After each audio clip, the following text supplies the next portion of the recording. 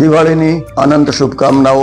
મારા અને તમારા જીવનમાં પ્રકાશનો આ તહેવાર, તમસથી અજવાળા તરફ, પ્રકાશ તરફ જવું, ઈશ્વર તરફ જવું, મારા અને તમારા બધા જ તમસોથી દૂર થવું, નેગેટિવિટીથી પોઝિટિવિટી તરફ જવું, મારા અને તમારા દૂષણો કાઢી અને સદગુણોને પ્રાપ્ત કરવાની યાત્રા એટલે આ દિવાળી છે।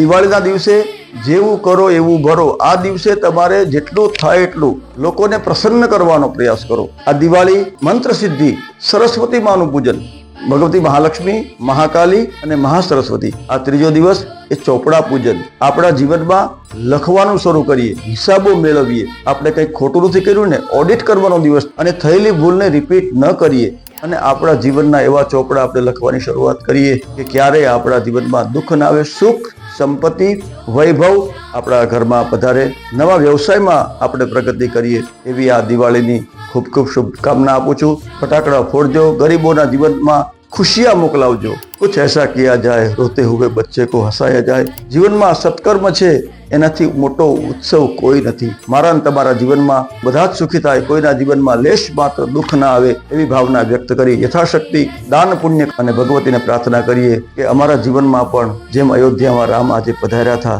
એમ અમારા જીવનમાં રામ આવે, સુખ શાંતિ અને સમૃદ્ધિ મળે એવી ભગવાન શિવજીના ચરણોમાં પ્રાર્થના। ઓમ નમઃ શિવાય।